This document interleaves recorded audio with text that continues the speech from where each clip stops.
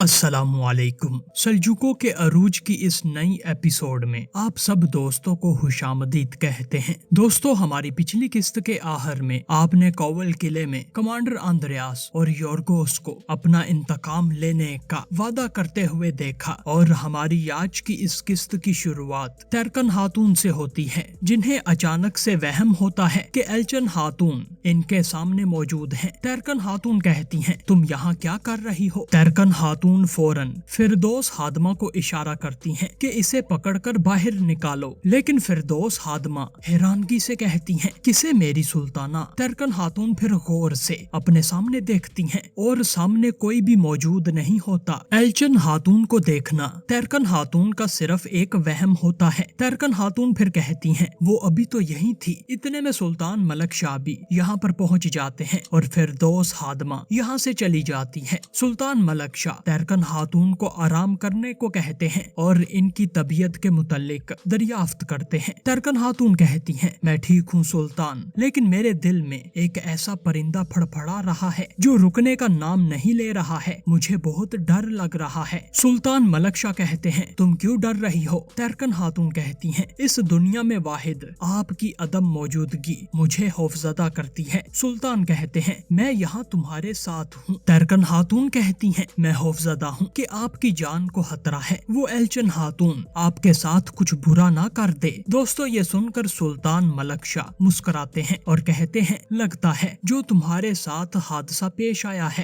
وہ تمہارے وہم کے باعث بنا ہے۔ تیرکن خاتون کہتی ہیں، نہیں، یہ وہم نہیں ہے میرے سلطان، مجھ پر یقین کریں، وہ خاتون ایک غدار ہے، وہ آپ کو کوئی نقصان نہ پہنچا دے۔ سلطان کہتے ہیں، میری تیرکن، خود کو پرسکون رکھو، ان سیاہ خیالات کو دماغ سے نکال دو۔ تیرکن خاتون کہتی ہیں، ملک شاہ، مجھ پر یقین کریں، وہ خاتون آپ کو جان سے مارنے کی کوشش کرے گی۔ سلطان کہتے ہیں، تیرکن، تم پریشان ہو، میں جانتا ہوں، کیونکہ تم مجھ سے بہت پیار کرتی ہو، لیکن ابھی صرف تمہیں اپنی اور اپنے بچے کی فکر کرنے کی ضرورت ہے، باقی کسی چیز کی فکر نہ کرو، ابھی آرام کرو۔ پھر دوستو، اگلی صبح شالمزار دکھایا جاتا ہے، جہاں اسلان تاش اپنے کام میں مصروف ہوتا ہے۔ اسی دوران سانجار بھی شالمزار پہنچ جاتا ہے اور فوراً اسلان تاش کے پاس آ کر اس سے کہتا ہے، تم کہاں تھے؟ میں تمہیں تلاش کر رہا تھا، یہ تمہیں کیا ہوا ہے؟ اسلان تاش کہتا ہے، رات کے وقت ایک گاؤں کو پانی کی فراہمی کے لیے ہم نے اس کے رخ کو تبدیل کیا ہے، لیکن مجھے لگتا ہے کہ اس کے پیچھے کوئی اور وجہ ہے۔ سانجار کہتا ہے، وہ کون سی ندی ہے؟ اسلان تاش کہتا ہے، دریائے چناب کی ایک شاخ، گوگتش کی ایک ندی۔ سانجار کہتا ہے، وہ کوئی منصوبہ بنا رہے ہیں اسلان تاش، جب ہم مقدس امانتیں لا کر ان کو جال میں پھنسانے کی کوشش کر رہے ہیں تو وہ دریا کا رخ بدل کر قافلے کو کہیں اور لے کر جانے کی کوشش کر رہے ہیں، وہ وہاں مقدس امانتوں پر حملہ کریں گے اور انہیں ضبط کر لیں گے۔ اسلان تاش کہتا ہے، تو پھر ہم کیا کریں گے؟ پھر دوستو، دوسری جانب کوول کے نزدیک کمانڈر یالمن کے سپاہی دکھائے جاتے ہیں، جن میں سے ایک کنویں سے پانی بھر رہا ہوتا ہے اور کچھ سپاہی لکڑیاں جمع کر رہے ہوتے ہیں اور کچھ سپاہی برتن دھو رہے ہوتے ہیں۔ اس دوران یورگوس اور کمانڈر اندریاس بھی یہاں پر پہنچ جاتے ہیں اور ان خصوصی سپاہیوں کی ریکی کرنا شروع کر دیتے ہیں۔ کمانڈر اندریاس مسکرا کر کہتا ہے، یہ معلومات درست تھی، ملک شاہ کے خصوصی جنگجو یہیں پر ہیں۔ پھر دوستو، اندریاس یورگوس کو اشارہ کرتا ہے اور پھر یورگوس میدان میں لڑنے کے لیے چلا جاتا ہے، جبکہ بازنطینی تیر انداز سپاہی تیر پھینکنا شروع کر دیتے ہیں، جو کہ سلطان ملک شاہ کے خصوصی سپاہیوں کو ایک ایک کر کے چیرتے جاتے ہیں۔ یہ دیکھ کر یالمن سپاہی فوراً چلاتا ہے اور کہتا ہے، بہادرو، یہ گھات ہے، فوراً اپنے ہتھیار اٹھاؤ۔ لیکن دوستو، اس وقت تک کافی سارے جنگجو شہید ہو جاتے ہیں اور پھر گھمسان کی جنگ شروع ہوتی ہے۔ یورگوس اپنا انتقام لیتا ہوا سپاہیوں کو کاٹتا جاتا ہے اور آگے بڑھتا جاتا ہے، جبکہ سلطان ملک شاہ کے خصوصی جنگجو کم تعداد میں ہونے کے باوجود اپنا دفاع کرنے کی پوری کوشش کرتے ہیں اور سپاہی یالمن بڑی بہادری سے دشمنوں کو جہنم واصل کرتا جاتا ہے، لیکن یورگوس اور اس کے سپاہی سارے یالمن کے سپاہیوں کو شہید کر دیتے ہیں اور اب صرف یالمن ہی باقی زندہ بچتا ہے اور یورگوس فوراً اس کے ساتھ لڑنے کے لیے آگے بڑھتا ہے۔ دوستو، یورگوس اور یالمن سپاہی کا پہلا مقابلہ برابر رہتا ہے है, लेकिन दूसरी बार मुकाबला करते हुए यालमन सिपाही योरगोस के मुक्के से नीचे गिर जाता है, लेकिन वो हिम्मत नहीं हारता और बहादुरी का मुजाहिरा करते हुए दोबारा उठता है और योरगोस का मुकाबला अपने तेज वार करके जारी रखता है। लेकिन इस दौरान एक बाज़ंतीनी फौजी यालमन की कमर पर तलवार चलाता है और बुजदलों की तरह पीछे से वार करता है, जिसकी वजह से यालमन सिपाही के हाथों से तलवार गिर जाती है और वो जमीन पर गिर जाता है। योरगोस ये देखकर बड़ा गुस्सा होता है और अपने सिपाही से कहता है, ये तुमने क्या किया है बताओ, जिससे मैं लड़ रहा हूँ इसके पीछे से कभी हमला ना करना, समझे हो क्या। फिर दोस्तों कमांडर आंद्रेयास भी मैदान में आता है और एक सल्जूक सिपाही फौरन उठकर आंद्रेयास पर हमला करने की कोशिश करता है, लेकिन आंद्रेयास इसकी शाहरग काट देता है और सिपाही शहीद हो जाता है। आंद्रेयास फिर योरगोस से कहता है, हम अपनी नाक के नीचे बढ़ते हुए डरावने ख्वाब से बच गए हैं। योरगोस कहता है, सल्जूकों का खात्मा भी इसी तरह नहीं होगा क्या। आंद्रेयास कहता है, बिल्कुल, लेकिन अब अपनी लाशों को इकट्ठा करो, हम यहाँ से जा रहे हैं। फिर दोस्तों बाज़ंतीनी सिपाही अपने मरे हुए फौजियों को इकट्ठा एक जगह पर जमा करते हैं, जबकि इधर यालमन सिपाही अभी भी जिंदा होता है और वो बाज़ंतीनियों को जाता हुआ देखकर अपने आप से कहता है, इन्हें ये जगह कैसे मिली है। फिर दोस्तों दूसरी जानब सल्जूक महल में तैरकन खातून दिखाई जाती हैं, जिनके बेड के साथ ही फिरदौस हादमा और दाई सो रही होती है। लेकिन इस दौरान तैरकन खातून को दोबारा एल्चन खातून का वहम होता है, जो कि इनके कमरे में वही जहर वाला चिराग लेकर आती हैं जो उन्होंने इसके कमरे में रखने की कोशिश की थी। एल्चन खातून कहती हैं, तो तुमने मुझे इसके साथ जहर देने की कोशिश की थी। तैरकन खातून ये देखकर चौंक जाती हैं और कहती हैं, तुम यहाँ क्या कर रही हो। फिर तैरकन खातून फिरदौस हादमा से कहती हैं, उठो, जागो और इसे यहाँ से बाहर निकालो, मैं तुम्हें कह रही हूँ कि जागो। जबकि एल्चन खातून तैरकन खातून के मजीद नजदीक आती हैं और एल्चन खातून फिर कहती हैं, अब इस मोहलक जहर से मैं तुम्हें मलक शाह से दूर कर दूंगी। तैरकन खातून कहती हैं, नहीं, ऐसा नहीं हो सकता। जबकि एल्चन खातून कहती हैं, मैं इसे मार दूंगी। तैरकन खातून फिर मुहाफिजों से चिल्लाती हुई कहती है, मुहाफिजों, इसे बाहर निकालो। तैरकन खातून चिल्लाती जाती हैं कि खवातीन जागो और इसे बाहर निकालो। इतने में एल्चन खातून सुल्तान के कमरे की तरफ चल देती हैं और तैरकन खातून चिल्लाती जाती हैं कि कोई तो इसे रोको। इतने में सारी दाइयां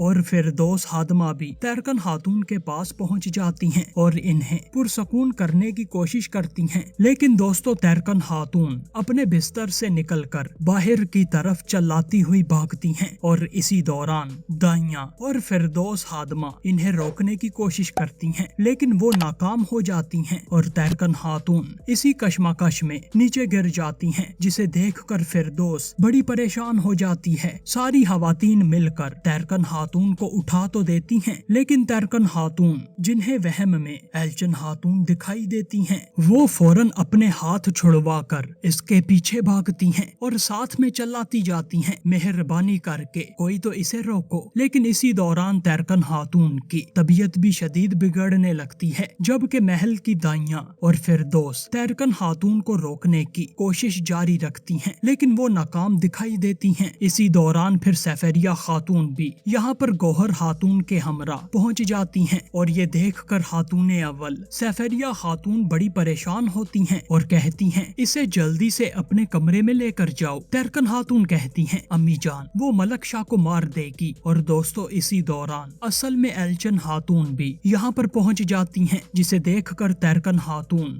थोड़ी पुरसकून हो जाती हैं और सफेरिया खातून ये देखकर बड़ा गुस्सा होती हैं और इतने में माह मलिक भी शोर शराबा सुनकर यहाँ पर पहुँच जाती हैं और फौरन मालजों को आवाज लगाती हैं। जबकि फिर दोस्तों दूसरी जानब सुल्तान मलक शाह दिखाए जाते हैं, जो कि बातनियों पर घात लगाने के लिए जा रहे होते हैं और इस दौरान इनके साथ मलक तापार और हाजी निजामुल मुल्क भी मौजूद होते हैं। जबकि दूसरी जानब शालमजार में असलान ताश और संजार दोनों ही अपने अपने काम में मसरूफ होते हैं और इसी दौरान रुस्तम फिदाई संजार के पास आता है और कहता है, बहराम दाई आपका इंतजार कर रहा है। संजार कहता है, सिर्फ मेरा, असलान ताश का नहीं। रुस्तम कहता है, नहीं, सिर्फ आपका। दोस्तों संजार फिर हाजी निजामुल मुल्क के कहे हुए अल्फाज को याद करता है जब उन्होंने कहा था कि कुछ भी हो जाए हमले के वक्त बातनियों के दरमियान ना होना, क्योंकि वो सब के सब मारे जाएंगे। असलान ताश इस दौरान अपने काम में मसरूफ होता है और इसे इशारा करने के लिए सिपाही सांजार फौरन अपनी तलवार की जानिब देखता है और इसे यहीं छोड़कर रुस्तम के पीछे चल देता है। फिर दोस्तों सल्जूक महल दिखाया जाता है जहाँ तैरकन खातून की तबीयत बहुत खराब होती है और दाई सफरिया खातून से कहती हैं इनका बहुत खून बह चुका है, बच्चे की जान को खतरा है। लेकिन सफरिया खातून कहती हैं जो भी करना है करो लेकिन बच्चे को बचाओ। इस दौरान सारे ही लोग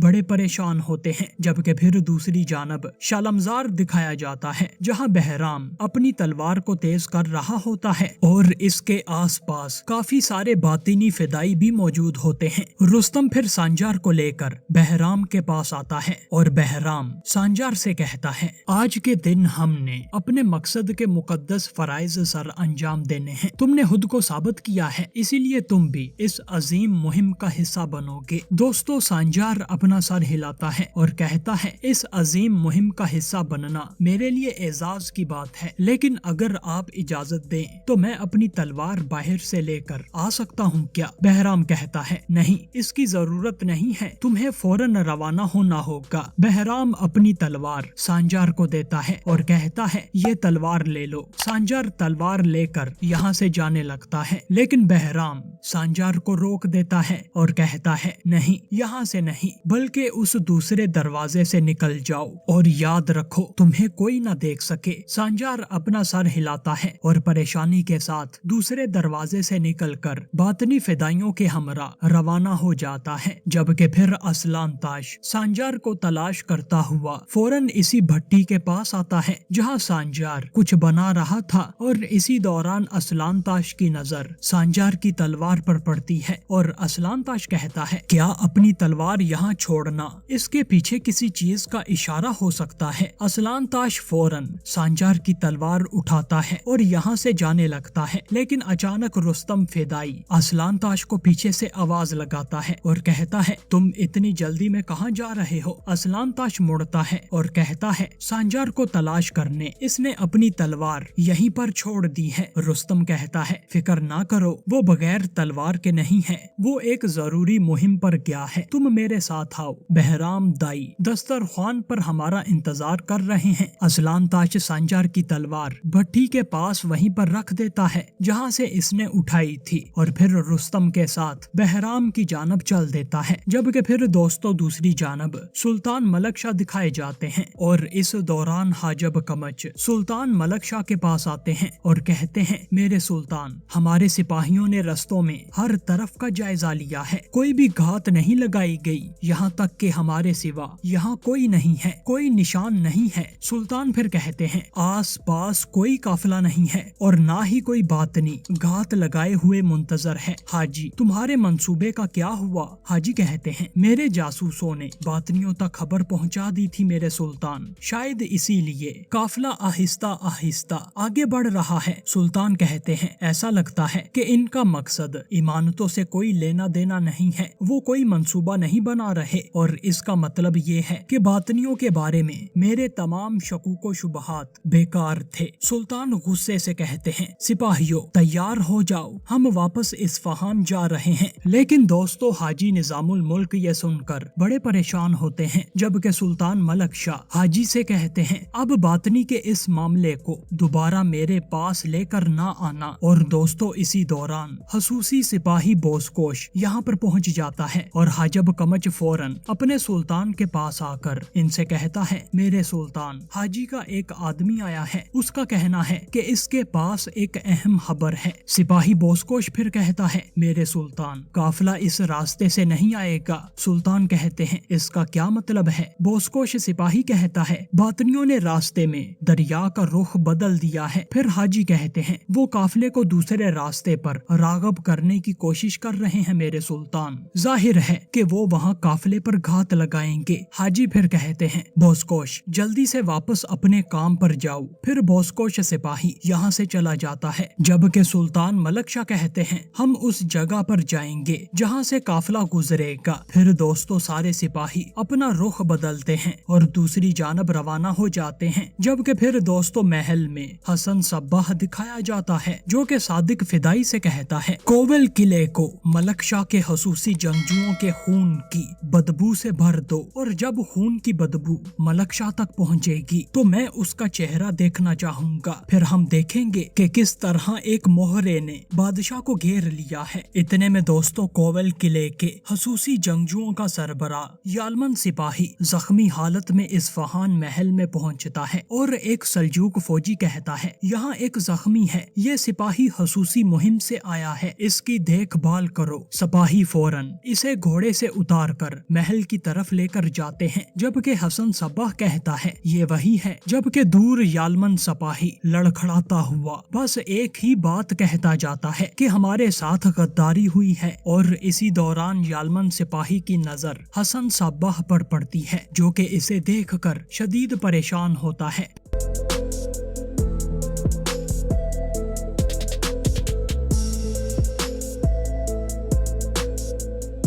फिर दोस्तों जंगल में मुकद्दस इमानतों वाला कारवान दिखाया जाता है जो कि नदी के किनारे चलता हुआ अपने रास्ते से भटक जाता है और अब बातनियों के जाल में पहुंच जाता है और सांजार भी इस दौरान बातनियों के हमरा मौजूद होता है। फिर दोस्तों एक बातनी हमले का इशारा करते हुए सल्जूक मुहाफिजों पर तीर बरसाता है जिससे हर तरफ भगदड़ मच जाती है और चारों अतराफ से सल्जूक काफिलों पर बातिनी हमला आवर होते हैं। लेकिन सांजार इस दौरान पीछे ही रहता है। लेकिन इतने में मलक तापार और इनके सिपाही भी यहाँ पर पहुँच जाते हैं और हर तरफ बातिनी और सल्जूक फौजी कटते जाते हैं। जबकि सांजार अपने फौजियों को मारने की बजाय इन्हें गिराता जाता है और इस दौरान सांजार का आमना सामना अपने ही भाई मलक तापार से हो जाता है और मलक तापार सांजार को जाने से रोककर इस पर हमला करता है। मलक तापार के पहले हमले के जवाब में सांजार इसकी गर्दन पर तलवार रख देता है लेकिन इसे नुकसान पहुंचाए बगैर पीछे हट जाता है। लेकिन मलक तापार दोबारा सांजार पर हमला करता है और सांजार की जंगी महारत देखकर मलक तापार कहता है, तुम ऐसे लड़ रहे हो जैसे हमने एक साथ ही तरबियत हासिल की है। सांजार कहता है, ये मेरी कलाई की महारत है। मलक तापार कहता है, तुम खुद को छुपाते रहो लेकिन जब मैं तुम्हें मार डालूंगा तब मैं तुम्हारा चेहरा भी देखूंगा। जबकि फिर दोस्तों दूसरी जानब इस्फहान महल दिखाया जाता है जहां दाइयां तैरकन खातून के बच्चे की सही सलामत पैदाइश के लिए कोशिश जारी रखती हैं। लेकिन जब तैरकन खातून का बच्चा पैदा होता है तो वो बेजान होता है और ये देखकर सारी खवातीन बड़ी परेशान होती हैं। जबकि फिर दोस्तों दूसरी जानब मैदान जंग दिखाया जाता है जहां मलक तापार अपने ही भाई सांजार पर हमला करता जाता है और यहाँ तक कि एक मकाम तो ऐसा आता है जहां सांजार के चेहरे पर से नकाब भी उतर जाता है और जब मलक तापार सांजार की गर्दन को अपनी तलवार से काटने ही लगता है तो आगे सांजार का चेहरा देखकर फौरन मलक तापार की तलवार रुक जाती है और मलक तापार हैरत के साथ कहता है, तुम। और दोस्तों यही हमारी आज की इस किस्त का इख्तिताम होता है।